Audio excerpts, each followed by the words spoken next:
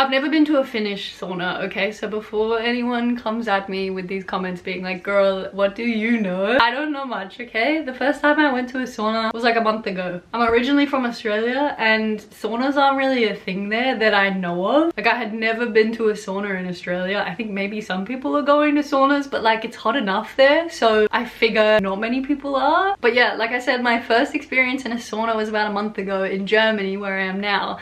And it kind of blew my mind. It's still kind of blowing my mind, but it's really, really fascinating. Since then, I've done a little bit of research on the concepts behind saunas because I'm a budding scientist. So I wanted to talk about the science of it as well and the health benefits because it's so good for you. So this video is not only going to be a little bit about my first experience in a sauna, but also a little short history about saunas, how to sauna, and what the health benefits of it are. And maybe after watching this video, you'll be convinced to take a trip to the sauna if you haven't already, or maybe if you have too. And even though I haven't been to like a sauna in Finland, which is apparently where it all started, which we're gonna get to, that's on my bucket list now for sure.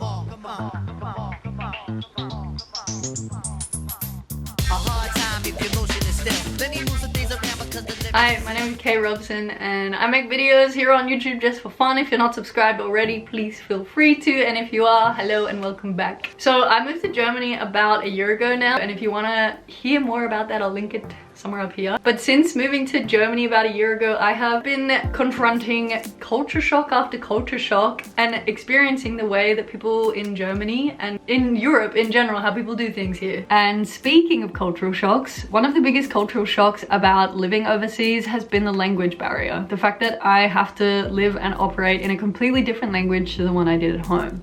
But learning and knowing German has been a huge help in terms of navigating my life here. And it's a big part of living in a new country and the whole expat experience. And this is where italki comes in, who have very kindly sponsored this video. So if you haven't heard of italki before, essentially they're an online language learning platform which connects language learners with native speakers for one-on-one video lessons. They're all about giving everyone the opportunity to improve your speaking and listening skills in other languages so that you can become fluent in the language of your choice by connecting you with over 30,000 native teachers worldwide. You can learn anytime, anywhere, and simply pay per lesson with no subscription. I've personally always been a strong believer in online education, and I'm passionate about language learning myself, so I really believe in what italki is doing. And it's super easy to sign up. You can jump on their website, pick from a range of languages that they offer, then view teachers' profiles, including their backgrounds, what lessons they offer, and any reviews from other students. For example, you might even pick like a trial lesson just to test out the vibe between you guys at a reduced price. Then you pick the time that you want and the date, and if the teacher confirms, then you're good to go. It's that easy. I've already been using italki to connect with German teachers online to improve particularly my conversational German, which is really important for me living here,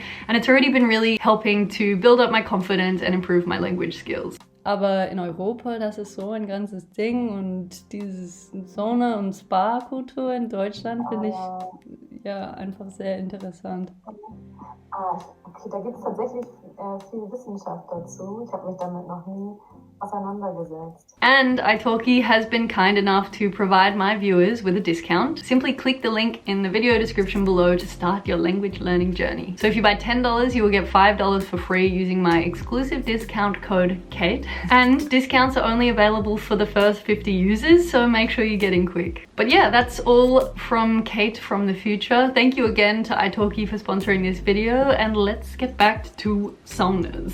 It's been really interesting because, like I explained in that video, even though Australia is also a modern Western nation or blah blah blah, as is Germany, there are still heaps of differences. And I think one thing that has been getting to me is the weather. I'm not going to show you the weather outside right now, but you can probably guess. I'm in Germany, it's in the middle of January, so it's another beautiful cloudy grey day. And coming from Sydney, which is where I've lived for most of my life until I was 24 and up and decided to move to Germany, it's been like mostly sunny. Sydney, I feel, gets cold for what feels like 6 weeks in comparison, like 6 weeks of the whole entire year in comparison to here, which, I don't know, is it 6 months? So the winters are long and cold, of course, and you need good clothes, you need good friends, and you need a comfortable living situation. And if you don't, then I think it's really, really hard here. A lot of people suffer from winter depression here. A lot of people go into like hermit vibes in the winter here by the sounds of it, because there's less daylight and people therefore have less energy. It's nice in a way, like it allows you to be a bit more introverted, which I'm liking as well. Like you don't feel pressured to do as much stuff, but also I think it can be really hard on people who are stuck inside and maybe aren't that well socially connected or just feel very affected by the weather. And I'm not an expert on any of this, but that's just my take so far. One of the other things that help people get through the cold weather, or at least some people, is sauna. And it's something that I've discovered in the last month or two, and I've done it with a couple friends now and alone even. I've braved the sauna by myself, but it's such an interesting thing to me. Coming from someone who's never done it before, who's only heard of it in like movies or when people talk about Scandinavia, it's a really interesting concept, and I want to share that enthusiasm with you guys so that maybe you learn a little bit too. But first of all, I wanted to start on talking about my experience with sauna. So I first went with one of my friends just to like a sauna in a gym, and Sam is a sauna regular. Like Sam goes a couple times a week, so I felt comfortable going with Sam, and I was keen to learn from Sam how to do the sauna properly. And I didn't realize that it's like a whole thing to do it properly. And because I went with someone who was quite well practiced in it, who knew quite a lot about how to do it and what you should expect from your body and what your body is going through, I felt really comfortable. And Sam also made me feel really comfortable because it's also quite shocking to be in the nude in front of strangers when that's not really part of your culture at home. I'm really familiar with having my body on show, like being in bikinis or being in board shorts or whatever, as someone who's grown up in Australia, because a lot of our culture is going to the beach, which is such a privilege. Like I know that not everywhere around the world has beautiful beaches that are like less than 30 minutes away that they can go to any day, which I don't have now, and that sucks for real. I've grown up with seeing people's bodies, and that was really hard too in some ways, because body image was always a difficult topic for me and for particularly many girls around me. But I've never really been like fully in the nude in front of people before, aside from like family and friends. And maybe that's just me, but it could be a cultural thing as well. So I think you can imagine me first of all getting nude in the change room with a friend, and then walking into a room with not only naked women of all ages, but also naked men or people who are trans men and trans women. And when you first are confronted with that, it can feel a little weird. Like it felt a little weird to me. I was like, wow, my body's on show. I wonder if people are looking at my body, but at the same time, I'm looking at their bodies. And I try not to, because people have said it's like respectful to not really look. Like even if you catch a glance, I think that's okay, but you're not really supposed to stare. Like I think most people would feel comfortable if someone is staring at them when they're nude. So I think it's okay to like have a quick glance, because where else are you supposed to look? Your eyes are allowed to be open. But after that, you're kind of supposed to just get into your own zone and sit there by yourself. The first time, not only was I struck by the nudity, but I was also struck by the heat, because saunas are hot. Like Sam said, I just tried to breathe calmly. I tried to enjoy being nude and not having my phone so close to me and embracing the other people being nude around me, and I started to get used to the heat, and I started to even meditate a little bit. So I think quickly for me, like I've never been someone that's like super anti-nudity. Like I kind of love the idea of nudity, and I think people should be naked more. So maybe the sauna is also cool for me in that way. Like it's transcending society's rules where we should always be clothed. Like everyone was stripped back to being their raw, authentic selves physically. So after I got over the shock, it was actually really nice. And after we did the sauna, we went out and had a cold shower, and then we lay down for like 10 or 15 minutes. We chatted a little bit, but then I realized like you shouldn't really chat there too, because it's kind of a no talking space. Like it's supposed to be a very peaceful and relaxing space. And then we went back in the sauna for another 10 or 15 minutes to do it again, and then we had a cold shower, and then we left. And we showered before the sauna, which is something I think you're supposed to do just to wash off the grottiness of the world before you go into the sauna. And I was feeling like pretty anxious the first time I did it, because I didn't know what to expect, but I would say we did it pretty well. I drank lots of water before and afterwards, just because I heard that it can be dehydrating. Then I think Sam and I went again like the week after, and it was really, really nice. I started to get used to it. The third time I went to the sauna, however, I did it completely wrong. I didn't eat enough food before I went in.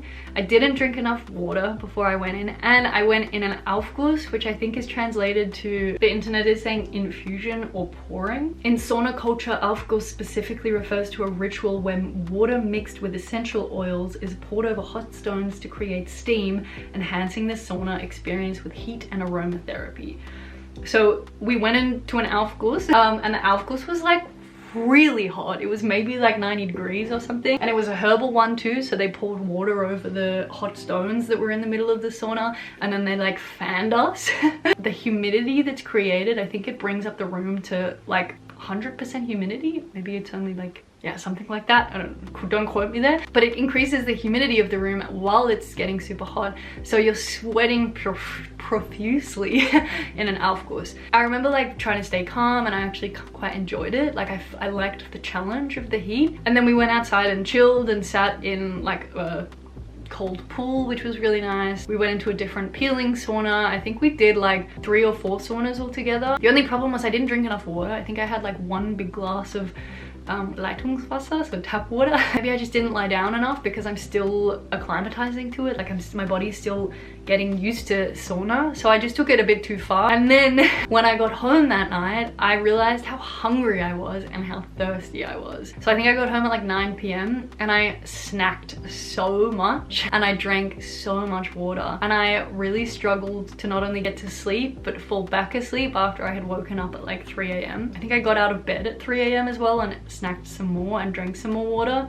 and I felt just how terrible my body was processing it. And that night my partner was talking to me about my Kreislauf, which I was like, okay, I've heard the word Kreislauf in German before, but like what actually is this? So I did some quick Googling at 3 a.m. It refers basically to your blood circulation or the cardiovascular system. So I feel like this is something that, at least in Australia, no one really talks about. Like if we're talking about our circulation, we usually say like, I'm feeling really dizzy, I'm feeling lightheaded. The Germans would just say, ah, my Kreislauf is out of whack, or I'm having Kreislauf problem. But I didn't really know what this was, and I've studied medical science in uni and I'm studying neuroscience now, so I actually have a pretty good understanding of how the body works. And when I figured out the science behind it, it actually makes so much sense. So that brings me to the next section. What is sauna and what does it actually do? A sauna is essentially a small room or a building that's designed to provide a relaxing or therapeutic experience in response to heat. Now there are many different types of saunas which all have their own methods of inducing that heat. The traditional sauna comes from Finland, which we're going to talk about later, which essentially heats up the room by a wood burning stove or an electric heater. Infrared saunas have their own methods of heating the room, same with steam saunas or biosaunas. But the goal is to get the room heated to, like I said, between 60 to 100 degrees Celsius. And when a human goes and lies inside a sauna for say 15 or 20 minutes, essentially what's happening is that your core body temperature is elevating as well as your skin temperature. And therefore your sympathetic nervous system, which is that fight or flight response, is activated to maintain temperature balance in the body. This means that your heart rate increases to around 120 to 150 beats per minute to pump more blood around the body and to regulate your temperature. And while this is happening, your blood vessels also undergo vasodilation, which means they get bigger, they enlarge, which allows more blood to flow to the extremities, like to your skin and to your muscles. This also means that your blood pressure is lowered due to lowered vascular resistance. Sauna also leads to profuse sweating, of course, because it's so bloody hot. Essentially, while your core body and your skin temperature are so high, your sweat glands are activated in order to cool down the body. This all can also lead to the release of endorphins, which are our happy hormones in the brain, and it can relax your muscles, improve joint mobility, and it can clear your mucus and airways. So these all sound like pretty good things, right? Well, yeah, and I'm gonna get into the health benefits later, but I think that whole blood pressure concept is really important, because while you have so much blood pumping through your body in this high heat situation, it can also be kind of dangerous. And that's why they say that you should never sauna without approval from a doctor, which I didn't get, or if you have any other disabilities or major heart issues that might affect your ability to sauna in a healthy and safe way. But you can imagine that with all of this stress and strain on your body, with your blood pressure being lowered and with this profuse sweating that's happening, there's a risk of not only dehydration but also dizziness, lightheadedness, fatigue, fainting, heart strains, and respiratory issues. So sauna needs to be done with caution, and therefore you need to do it right. Which is why when I didn't drink enough water and didn't eat enough food and I didn't replenish my electrolytes immediately after, I had Kreislauf issues, which means that my blood pressure was lowered too far and I was dehydrated. So my body went into a messy state. And before we move on to how to sauna properly, which you can probably partly guess by now, I want to quickly go back and look at the history of sauna, because this is really interesting and I want to do it as a little history lesson. And I think it's really relevant as well if you want to use a sauna. So like I said, saunas are most closely related with Finland, and some studies have found saunas even date back to 2000 BC, like before Christ, that guy, in Finland and some Baltic countries. So sauna is centuries, it's millennial. In these countries and in these times, saunas were initially built in underground pits dug into hill slopes that were heated using wood fire pits covered with stone. Russian banyas are also recorded dating back to the 10th century, which is an equivalent of a sauna, where they use steam and heat for relaxation and cleansing. Turkish baths, or hammams, are also really common in the Middle East, and hammams have their roots in Roman bathhouses and Islamic tradition, with a focus on ritual purification with warm rooms, steam rooms, and cold baths, this hot and cold therapy. Indigenous people in Central America, like the Mayans and the Aztecs, have also been using temazcal for spiritual and physical cleansing for centuries. And in Japan, you may have heard of the onsen or the sento, which are public bathhouses and natural hot springs, which are used to heat the body for a similar effect. Native North Americans have also been using the traditional sweat house for centuries for spiritual ceremony and physical detoxification. So the sauna is not a new concept, it's ancient, it's historic. And over the centuries, saunas have been developed into what they are today, which is something that's used actually all around the world, which I had no idea of. Now, before we get into this, I do want to address the fact that I'm not an expert on saunas, and everything I've learned here is more just a literature review. I've done some research and read some scientific papers and resources and articles about saunas, but if you want to read them yourselves, I'll link them in the video description below. There are plenty of sauna experts out there, I'm not one of them, but yeah, this is just an understanding that I've come to based on my research. So the countries using sauna now are not only Finland, who used their traditional saunas to heat ambient air and raise your core body temperature, but also other Scandi countries, Sweden, Norway, and Iceland, the Baltic states, Latvia, Lithuania, Estonia. Russia is still using their banyas. Eastern European countries are using saunas. Turkey, Iran, and the Gulf states are still using hammams. Japan, South Korea, China, India, US, Canada, Brazil, Argentina, Chile, North Africa, and apparently Australia and New Zealand too. So let's go into how to sauna. Well, like I said, you should talk to your doctor first to get proper medical advice if you should sauna. And there are some risk factors, like if you're pregnant, if you've recently had a heart attack, if you're under the influence of alcohol or drugs, if you have low blood pressure, if you're under the age of 18, etc, etc. So talk to a doctor first. But the general rule of thumb for a traditional sauna, like the Finnish sauna, which is what are available in Europe mostly, they say you should do about 20 minutes at 70 to 100 degrees with 10 to 20% humidity. That's apparently the sweet spot for sauna. And if you do this 4 to 7 times a week, it apparently has the best health effects. You should definitely hydrate before and after. You should take electrolytes too before and after, because you're losing so many electrolytes through sweat. Make sure also your blood sugar is high and you've eaten well. And what most people do is cold therapy after the sauna. So either you do a cold plunge in a cold body of water, I guess, or you take a cold shower. But make sure you do your extremities first, so your legs and your arms first, and then you do your core, just to not shock your body too much to give you that Kreislauf issue. Other advice is not to do it when you're leicht angeschlagen, as the Germans say, so when you're feeling a little bit sick, when your immune system maybe is a bit down, because it's really intense on your body. Therefore, if you're not in the best state, your immune system might not be able to fight off the potential sickness you have in your body when it's so busy trying to regulate itself from this heat. Also, if you're a beginner, make sure you try and build your heat tolerance and go slowly. Slowly build up how much and how intensely you do sauna. Don't do what I did, which is like go so hard so quick, because then your body will probably face some issues. And also, I don't know if they do this in every country, but Germans tell us to not touch the wood when we're in there, so always take a towel with you. And finally, we get onto the health benefits of sauna. And I'll link those papers that I read and the interviews that I listened to from some sauna experts and scientists somewhere here. Most of them say, first of all, there's improved circulation with sauna use. So this vasodilation can lead to prolonged lower blood pressure, which can be a good thing. When blood flow increases as well, there's muscle relaxation. There's more blood flow going to your joints, which can relieve muscle and joint pain, and also may be used to reduce chronic pain. And therefore, sauna may be a potential treatment for chronic pain. With all this going on, there's also reduced stress benefits from sauna. Not only only is the sauna a bit of a meditation space, but it's also releasing endorphins, which enhances mood. Some studies have found that prolonged sauna use can also lower cortisol levels, the stress hormone. And even though cortisol levels actually increase during the sauna, over time lower cortisol levels have been found. Sauna has also been found to regulate melatonin levels in the body, which leads to better sleep. And apparently the later you do sauna in the day, the better your sleep is. So maybe it's a good idea to do sauna towards the evening. And then to jump cozy into bed after you've had a good meal afterwards and a lot of water.